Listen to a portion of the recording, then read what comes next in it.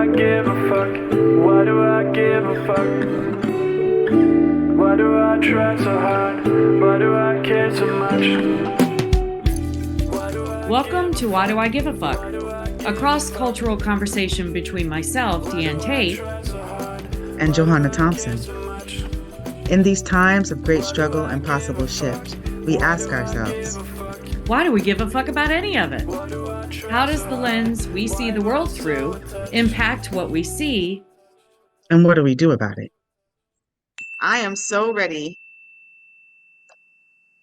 to jump right in to the madness that is the United States of America. The madness that is the United States of America. And I'm curious because I know that you were just traveling to a whole different place, a whole different country. How did that go? What was that like? One. And then what was the differences that you were experiencing and seeing being in Amsterdam? Or did you hear any chatter about Wagwan in the US? On all the madness. So curious about that. No, yes, my partner and I just traveled to Amsterdam, and no, I did not hear a peep out of anybody about the US, and which was really interesting. My partner is a black man, and he mentioned the first couple of it was his first trip outside the US. So he was having a lot of first time experiences with being on soil that wasn't US territory.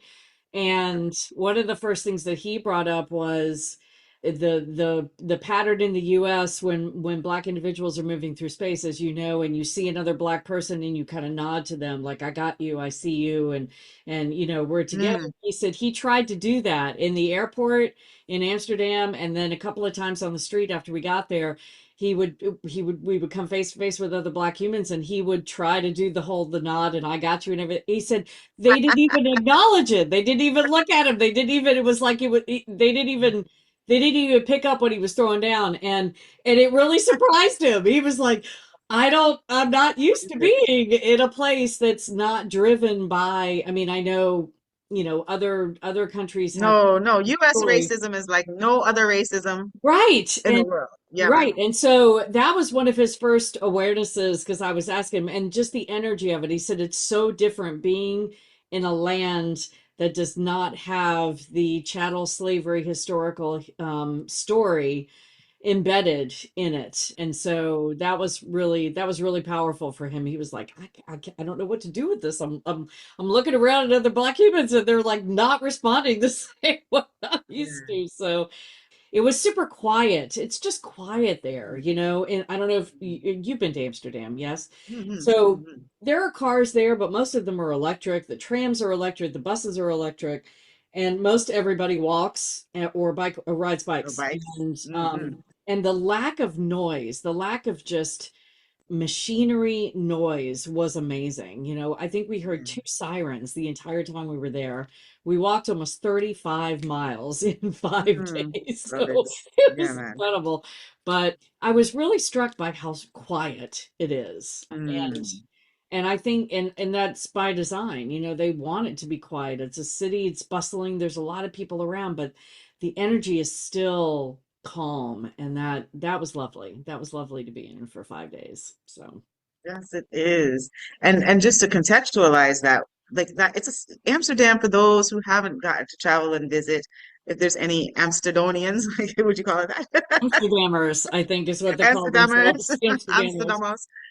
To affirm kind of what I'm saying is that we're talking about a real city of like, oh yeah, like a city 800,000 city. plus people. Yeah, where there's people everywhere all the time. So one of the things to be experiencing is like quiet and silence compared to any type of US city is really tremendous. It really does speak to the culture, Americanized culture, and how chaotic it is. Yes. Super, super, super chaotic. Yes. And like speaking about chaotic, I am over here on the land of wood and water, my country of my ancestors. Happy and also getting from my young people. So for those of you who don't know me or don't know about the history, I've taken care of a lot of young people. I've taken as a foster parent, as a guardian ad litem, as a mother, you know, out of my own womb. And there's something that feels so good about learning how impactful you've been in their lives. So I have one young lady in particular who's one of the most difficult young people that I had to take care of. But now and they're a Haitian born, uh, well, they're a Haitian person. They're U.S. born, but they're also Haitian culture. Okay. That in Miami, but currently in Texas. So they've grown up in Florida and know what it is to be in Florida, and they're in Texas now, and they're experiencing currently what's in Texas. And this young person who came to me very unawares of anything but herself and her life and the trauma that she was going through growing up, being in dependency, foster care, and all of that kind of stuff. She is sending me almost daily TikTok information about the legislative changes that are going on in the US and like the madness that is happening and like, can you believe this? And like my Haitian people, and it just makes me proud. So I'm like saying that to like Mhm. to watch a young person come into consciousness and not only into consciousness, but be able to be aware of like how their lives are being impacted Mhm. in a person who would not that would not have been. Mhm. And so as I'm seeing this, I'm in the I told y'all so, This people ain't not supposed to nothing do new that. to me. I'm like, I'm thinking about how my I've mother would been always like knowing. Thank mock you. me. My mom would always mock me. Um, tell people why you're leaving. Tell people why you're leaving, Johanna. And I'm like, okay, I don't feel comfortable. I don't feel safe, and I know that it's about to get mad, and not only mad, just like in a social cultural context, but in a actual legal legislative context that's not Mhm. really very easy in any way, shape, or form to roll back. So like Right. these things that are going forward is going to take so long to remove. So I'm Mhm. hearing their protests. I'm seeing ICE operating like what I witness and experience as IDF. And I have been saying that what's happening in Palestine is a political project. So for Yes. what else is going on, I'm seeing the militarization on the different things. I'm understanding that Donald Trump had a whole showing out and he like did the whole military Tanks presidency in the thing with streets of tanks DC. rolling through the streets Yes. of the United States. I was on a call with a number of people who do immigration rights and specifically in the West Coast in California Okay. and hearing about the trauma of families really being ripped apart. So the things we know that we always have to check in with what we're learning and hearing and seeing on social media, but then actually being on a call with social justice organizations that specifically work with immigrant rights and hearing the storytelling, Mhm. hearing people's live experiences with their families, with their executive directors, having the representatives in California on the call talking about how like junior mayors and mayors are being swept or like arrested, Mhm. are sitting in jail. I Senators, am sitting This is just the senators. beginning. Yes, Yeah, Senator. This is Senator literally Cruz just just got the arrested. beginning of like what I understand and see is the serious militarization of the United States. And nobody in the context of this is safe at all. Like Mm-mm. no one is safe. And that is the part that was the most concerning to me is what is safety going to look like? And what is it going to look like for us to stand together and yes, in standing together and yes, being on the streets and showing that a majority of people in the United States are not supportive of, well, a large showing because people will show up, but then what they do at home, closed door might look a little different. So I just want to check in with saying that. And how are you feeling? Because you're sitting in it. I'm not sitting. I'm watching it from afar, and I'm like, oh God, I'm so glad I'm not there. But I do have babies that are there, the ones I talk about, the ones that I care about. So I am watching and like waiting, and like I really do feel like it's a moment of be on your P's and Q's and really checking in because laws are being passed that eroded the social contract where people as citizens can feel comfortable and safe in the country of their birth and or folks who are immigrants who have done all of the work, spent all of the money to be in Mhm. places, or students who are trying to come into their understanding of how they're thinking about the world and expressing themselves. There is no safety in the United States right now. And that to me is that's the reason why I left. And that's something I definitely give a fuck about. For real. Well, and I'm glad you left. I'm Mhm. thankful every day that you got out. I'm thankful to for anyone that has the opportunity to get out. I know it's not cheap, it's not easy. It's hard to leave your loved ones, especially when you have young humans that you love and care about still left behind.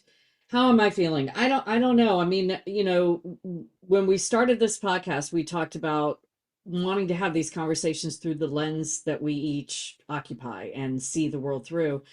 And for those who might be joining us new and haven't listened to our first episode, I am a white woman who grew up in a southern segregated town of deep privilege, affluency. My class in terms of wealthiness is what it is. And so I see this through that lens. So I just want to kind of qualify that because I think it's important to just name it and claim it. I went on Saturday, this past Saturday. There were rallies, marches all over the United States and in, I don't know, over, I think, 3,000 cities, I think, and called No King's Day. That was the title of the day.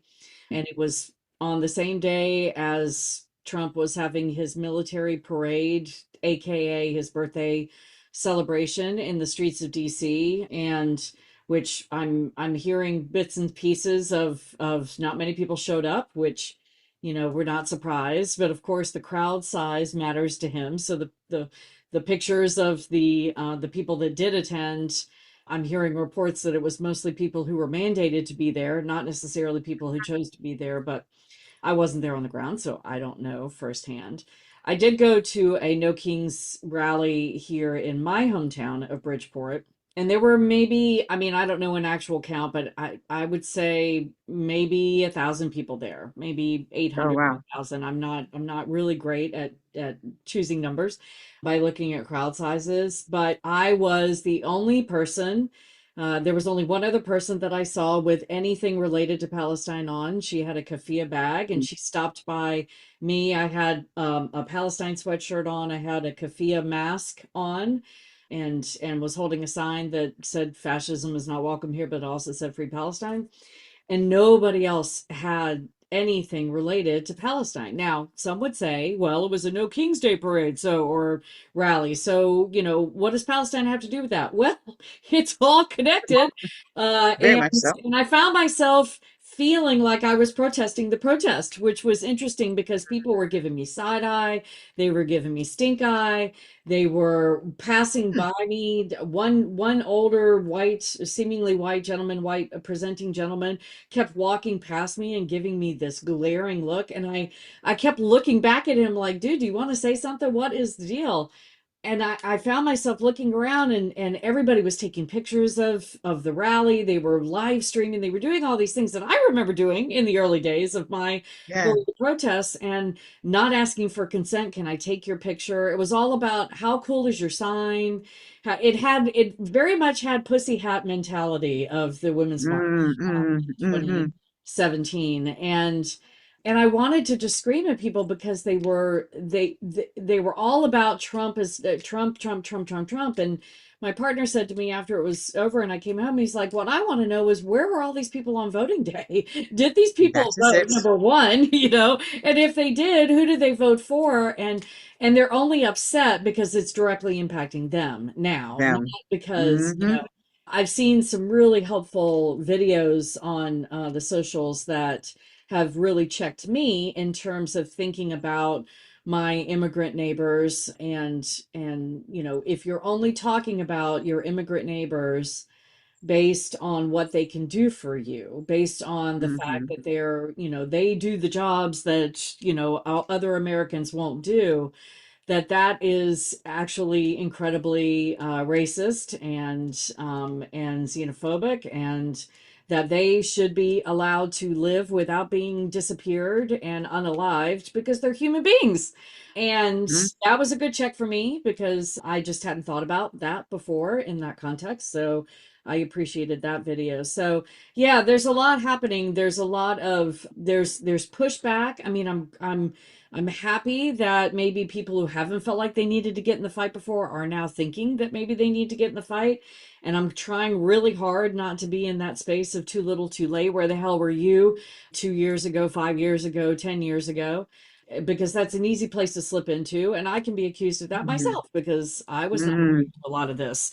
until I was. So trying really hard not to get into that judgmental place, but also learning a lot about what do I need to pay attention to? How can I respond if I see ICE doing something to one of my neighbors That's it. randomly on the street? How do I, how do I stand in and stand up for that person? And learning a lot about that and learning a lot about how I can be beneficial in those everyday spaces, not just when I'm at a protest, but then also too, when I'm at a protest, am I paying attention to where the people that present as minority may be in that protest, and am I going to put my body where it needs to be, because they're the ones that are going Mm. to go, that the police are going to go after before they're going to go after someone that looks like me.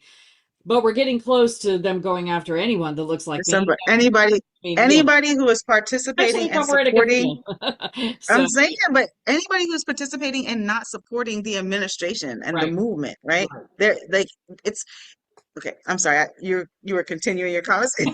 No. But I'm probably repeating myself. I mean, there's just, as a person who looks like me, my brother, who is a black man, went to a protest in my hometown. So this is odd. My hometown, which is still very segregated, very small town in North Carolina, was having a rally, a No King's Day rally. My younger sister lives in Boone, North Carolina, in the mountains, which did not have a No Kings rally. So she actually went to our hometown so that she could go to a No Kings rally, which kind of blows my okay, mind a little bit that, my town's getting a little awake. But my brother got on the mic. They gave him the mic at one point, and he was like, he said, y'all need to be paying attention. And he kind of called them out for, where the hell have you been all this time? And now you're showing up. And the woman, and he texted me and he sent me a video of it, and he said, I got a little worked up. I probably said more than I should have, or didn't say it right, or whatever. And I listened to the video, and the woman that got the mic right after him came on, and the first thing she said was, yes, but we all are appalled, because he was calling, the white people out in the mm, crowd. And she said, mm, no, but she basically, all lives mattered him, his statements right after mm, he said it. And so I just texted him. I said, no, dude, you said exactly what you needed to say, because I know none of these fucking people have been awake up until this yeah, point. They're waking up yeah, now, and they want to think they're doing something because they're showing up with really clever signs, and that's not where the rub is. And he was hmm calling them out to say, you need to stand up for the people that you see that are in this community that are at risk of ICE coming and disappearing them and taking them from their families and arresting children. And because we're hearing about 11-year-olds in handcuffs that are I disappearing, know, mothers that yeah, are being, my bonus son just was telling me yesterday about an 11-year-old with autism whose mother got disappeared, and the child was born here, so the child is a U.S. citizen but on the spectrum, and now the mother's gone, and the mother was the only person that this child had in their life. And so these stories are happening. They're happening every day in the cities that we live in. Nobody is immune from this, and I guess that's my no one. overarching message. I'll stop talking. No, none of the students that are here, just targeted if you are not participating with this administration in creating, and I'm going to continue to repeat it, creating a white nation. Yes, That is that's what is what they happening want. in the United States, right? So I'm just going to say it, name it, call it what it is. I heard in regards to protests that you're talking about, in regards to safety, in the history of my life, I've done a lot of protests. I've been hit by cars. I've been, all kinds of madness has occurred. Um, but I also saw a video of, I don't remember if it was the sheriff, I don't remember who it was, Sheriff, law Florida, enforcement in Florida. in Florida, who said, "We will kill you." And Yes. I was having a conversation after this phone call with the folks who are working on immigrants' rights, social justice, and I'm just like, the way that I envision this is that they're rounding up like the larger demographic of non-white people, right? Hmm. Of what we're calling an immigrant population. I want to roll us back and remind us that if you are on the land and the soil You of are the all U.S., immigrants. we're all immigrants. It's a nation a, built on a lie of manifest destiny, but Stolen land. also Yeah. stolen land. And unless you come from indigenous blood that was there, unless you are part of, the Mexican community that actually lived, throughout the land Yeah. of what is North America at this point in time, you are an immigrant. So, like, Yes. let me just hold it down. The other thing about it is that all of the, it's not just the jobs that US citizens wouldn't want to do. Like Mhm. migrant populations, immigrant people are a part of the economic fabric of the United States and Yes. always have been Yes. throughout the history. Whomever has come in onto that land because it's an immigrant nation Yes. to actually continue to build the land. Hmm. So this new immigrant understanding, and this is history repeating itself. We've had this happen with the Asian, Japanese people. I mean, I will always go to black and brown, but I don't have, we all know about that, slavery and all of this kind of stuff. But the Japanese Asian population and changing the laws back in the day for grandfather clauses and all of these things. If y'all don't remember your U.S. history, this might be a good time to revisit it because we are literally seeing the same behaviors happen to actually shift power because power was shifting because the demographic of the US population has changed so drastically. And that is where the fear comes in. So Hmm. naming us all as immigrants, let it be known, Yeah. remind yourself so that you can have compassion for humanity and dignity for people that are existing amongst you and in your environment and in your space. But like, yeah, sheriffs, law enforcement coming out and saying that they will kill you if you gather. Our amendment rights allow us to gather together, and all of the things that are constitutional are completely being eroded. And that also calls into question, like, what is this social contract that we really have that can just be changed? Like folks, like we've used our constitution and we've used like kind of like the historical legislative actions that we've had as placeholders for us to be able to make the words because I'm so riled up that I can't even get the words out. But like to create and make a nation, right? We always point back and lead to our constitution. And our constitution is not at all being upheld or followed No. as things are just being changed. Nothing that We're going this to do it this administration is, way yeah, nothing that this administration is doing right now is upholding our Constitution. Nothing. at all. Mm-mm. Not and even legally if they're doing it through the legal thing, but the cultural understanding of our constitution, the Mhm. cultural understanding of what freedom and liberty look like, the things that if you are a US citizen or if you are a person who has migrated and you go into the schooling system, that we Mhm. are trained and taught to be in um, understanding and knowledge that people do have the freedom of speech, that people do have the opportunity to bear arms, that people can gather, that people can, you know what I'm saying, protect Yeah. their families themselves. Yeah. All of that kind of stuff is completely eroded. And then what are you creating as far as an actual social culture when all of those components of this lie that we've all been existing under is Right. like actually like falling apart? And like what does safety look like and how do you restore safety back into community and restore people to want to feel like there is something that they are a part of that isn't just chaotic madness? Because that is what I'm observing, is that chaotic madness is happening. Yeah. And I don't, I mean, yes, going out into the street and protesting, I am curious if all of those people are looking at when is your next election that is happening? And you and I do this. We have these conversations and we go back to who is your next election happening so that you at least have people in position that are going to be an opposition to some of these legal legislative changes that are occurring that then actually will have an impact on your life. Give you a moment. And that's the thing. It's so interesting because as you were speaking, I was thinking about how people get fired up over, I'm thinking about the experience that I had at the No Kings rally, and people get fired up over this window of experience, this small, I don't want to say it's small because that sounds diminutive, but it's really like a snapshot in time that they're mad at when we've been for generations, for probably hundreds of years, we've been taught that we weren't powerful, that we could not. I think about how hard it is to get an amendment changed, right? The Second Mm-hmm. Amendment was written back in the day when we had no military, when we had the militia was the only thing that this country had necessarily in terms of support and defense or whatever. And so that's why the Second Amendment was written in the beginning. It absolutely bears no relevance to our society as is written now.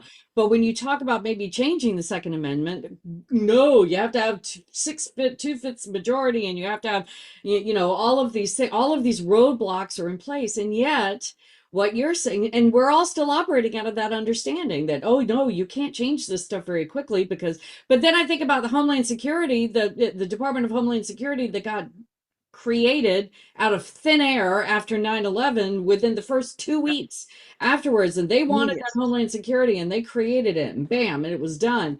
So it's like we're taught two different things, and yet the logic that people don't put those two things together. They don't. So I'm listening to people being upset on Saturday. No King's Day. This is a place where we have no kings. And it's like, okay, but are you okay with oligarchs? Are you okay with, because no, we don't have a king. That is He's it. not, he Yeah. don't want to be a king. He wants to be a dictator. It's like, you're not even using the right word to describe what he is trying to accomplish and what the oligarchs are letting him accomplish, because as long as they're tied to him, they have the power. And so it's still so mind blowing to me about how ignorant we are about everything that is set in motion, everything that is happening. We're even mad about the things that they're not even real, the things that we're mad about. I mean, they're real, but it's not exactly accurate about what Advertised. really needs to be mad at.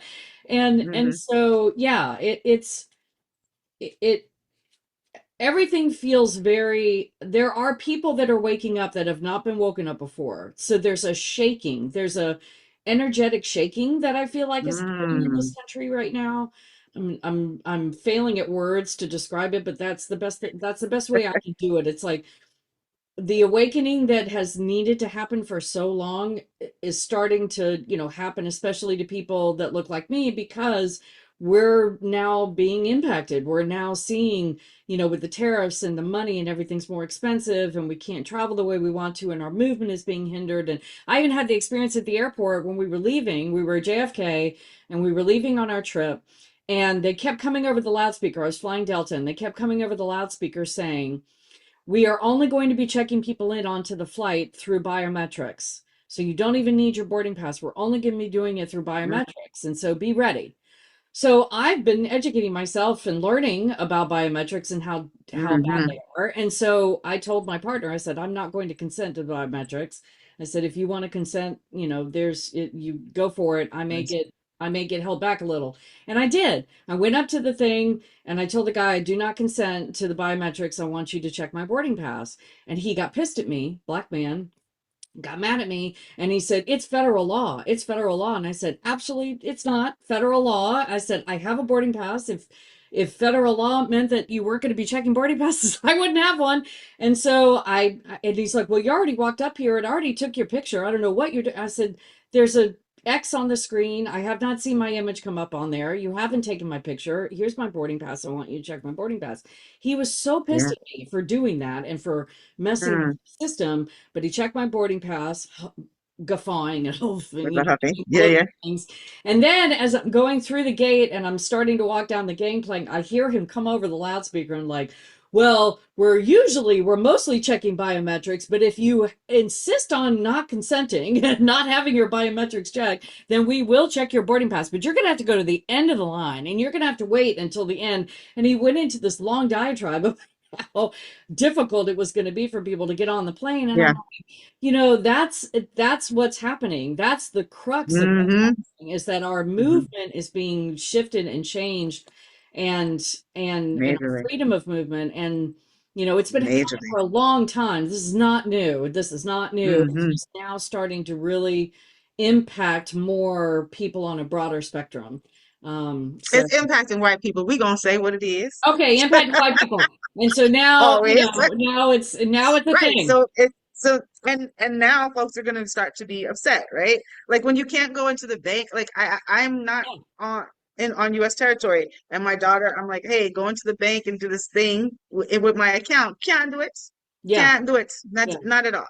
So it's like little things like that. And there are so many fanatical distractions that are happening, right? The Hmm. whole Trump, Elon Musk thing that people are paying attention to. Are you paying attention to you can't do banking with your money the way Yeah, that you were doing banking with your money yeah, a year ago? yeah. Are you paying attention to what they're saying that they're going to be teaching young people in schools? And then if you are not participating in that, Columbia University, we started talking about that. Yep. That means that they're limiting actually knowledge and education, that they're trying to like literally train our brains into a very limited understanding of Yes. what is correct. And that is really, really particularly scary. And I'm gonna also bring up the fact that I'm feeling so much more anxious about it in the context of we are in the month of June.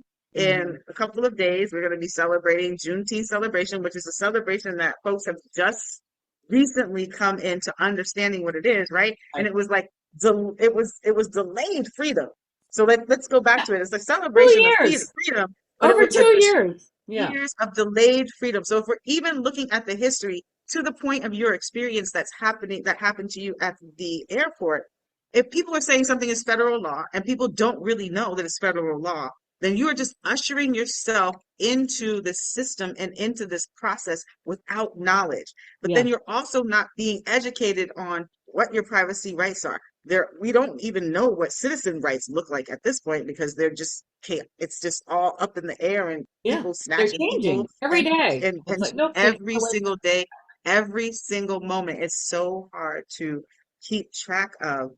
And we don't want to repeat history where we're experiencing delayed freedom or lack of freedom, limited freedom in the Right. ways that the US is rolling this out. What is the other? Oh, what we're watching in California happen with the ICE raids, and they're happening in other states. They happened in Massachusetts first. We're not really hearing about the um, the black and brown identified immigrant population. That this is not new. No. This is the thing, y'all, with black folks. And you also might hear this energy of this is not our fight, we're sitting back because this is not new to the black No. immigrant. This is It's not not. new to the Jamaican immigrant. This is not new to the Haitian immigrant. This is not new to the brown-skinned Cuban immigrant. This is not Mhm. new to this El Salvadorian. It is not new. This is like the experience that has consistently happened and consistently is um the reality that we live in. So yes, and now it's like, okay, what is it going to look like for us to be in a space where more and more people are being impacted and the colorism, the color spectrum of that is widening because now it's like if you are not participating in what this administration is passing forward, what Project 2025 is doing as it's rolling out, because if you Right. didn't pay attention to it, it is Right. all written. You might want to go visit it now. You might want to care about it at this point because it's not going to stop. It's not going to stop. We can get out on the streets. It's not going to stop.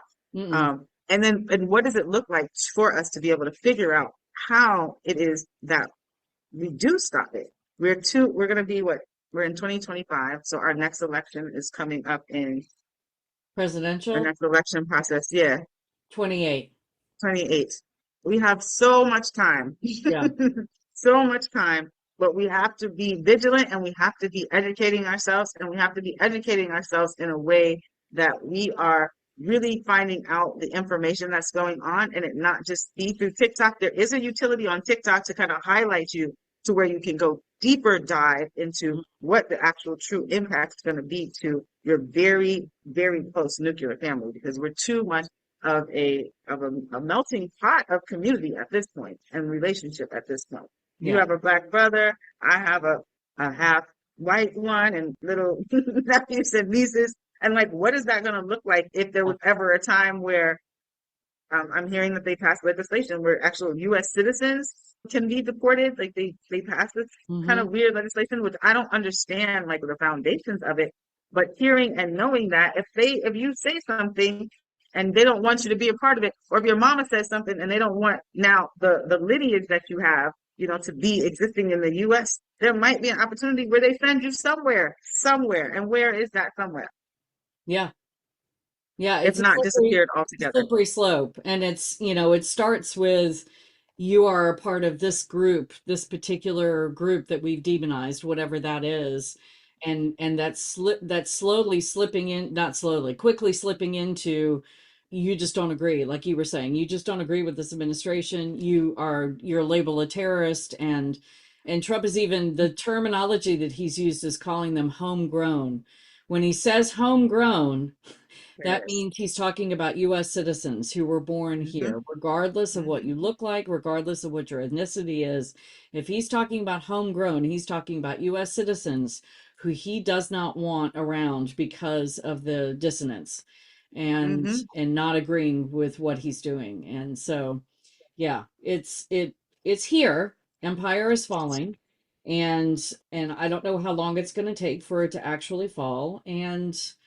Um, and I don't know what that looks like. I just know that Mm. it's gonna get worse before it gets better. And so I'm doing a lot of educating about for myself about what I need to do, what I need to do with my immediate family, how I need to get to know my neighbors and my community, and to figure out how to be able to do it. I know we need to go, but I just was when you were talking about banking, I was just watching a reel of a Jamaican woman, and she identified herself as such, who is active duty military, was getting ready to retire. She is a U.S. citizen.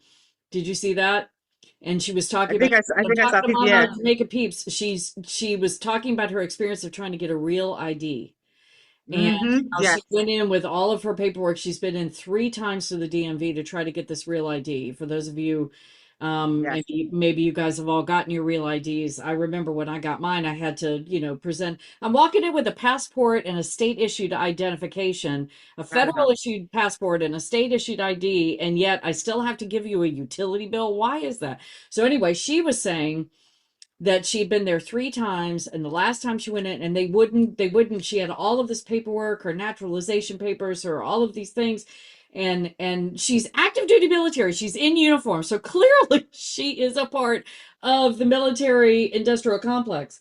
And they still won't accept. They said, well, we can't verify who you are, we can't verify who you are. So they took her passport and her license and said they had to send it off to get it verified. And she's afraid she's not going to get it back now. And which I totally get, and then she's a sitting duck for not having the proper ID that she's supposed to have. And then therefore, are they going to look at her and say, well, you're out? And so, yeah, there are multi levels of this process that they're chipping away at the safeguards that Very. we have all, Hmm. as US citizens, have enjoyed and have depended on, that we were going to be okay and that we were allowed to be here and that this was our homeland. That's all getting chipped away. It's been chipped away for hundreds of years for people that were not necessarily US citizens, and in the early days it was not white male landlords, landowners, but Hmm.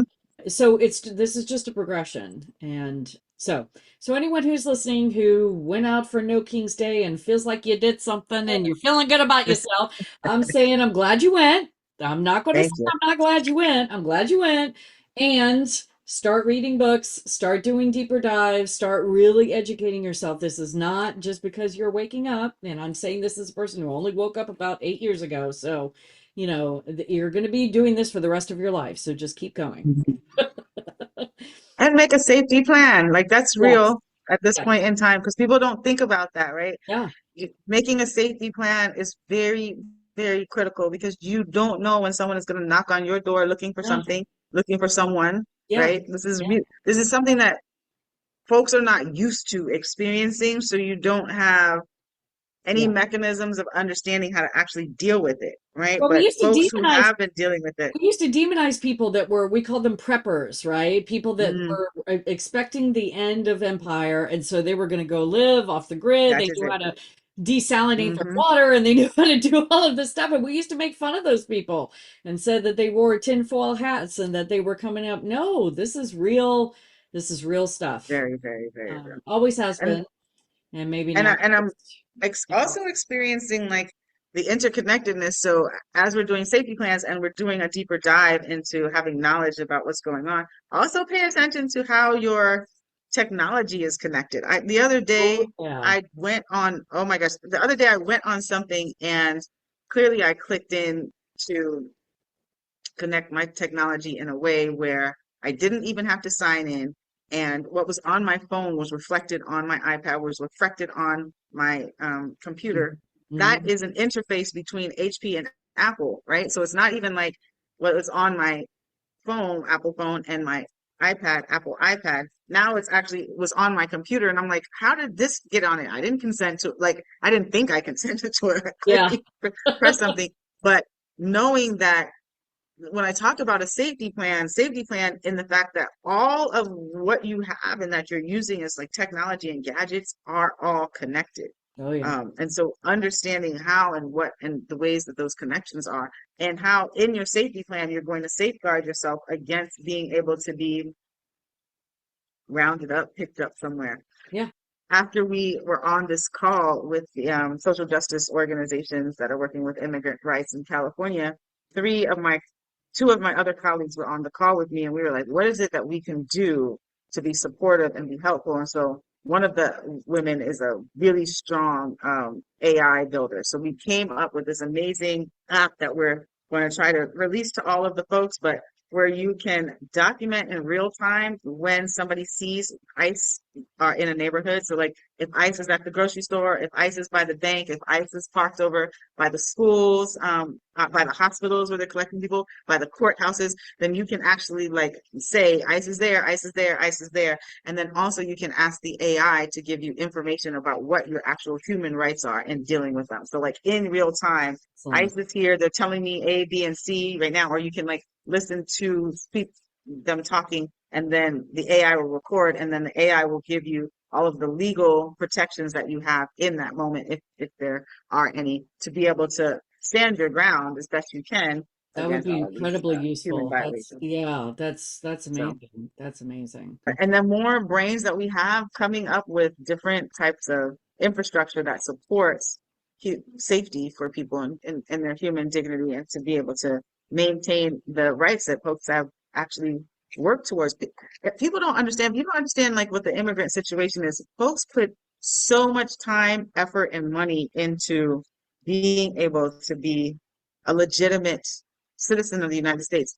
To your point about this woman who was actually in our military, like actually fighting, on behalf of whatever Yeah. is the thing. It's really, really, really, it's really, really horrible to see and experience that people have put energy and effort into doing things the way that they are structured, are told that they're supposed to do it, and it's still not even mattering at this point in time because there is a specific agenda to create a specific nation in the United States. Why do I give a fuck? Why do Thanks I for give joining a us. fuck? Until next time, Why as you do I move try throughout so your day, hard? continue to ask yourself, Why do I give a Why Do I Give a Fuck is produced in give a collaboration with Johanna and Diane. Music by Norwegian musician Water. fuck? See you next time. Why do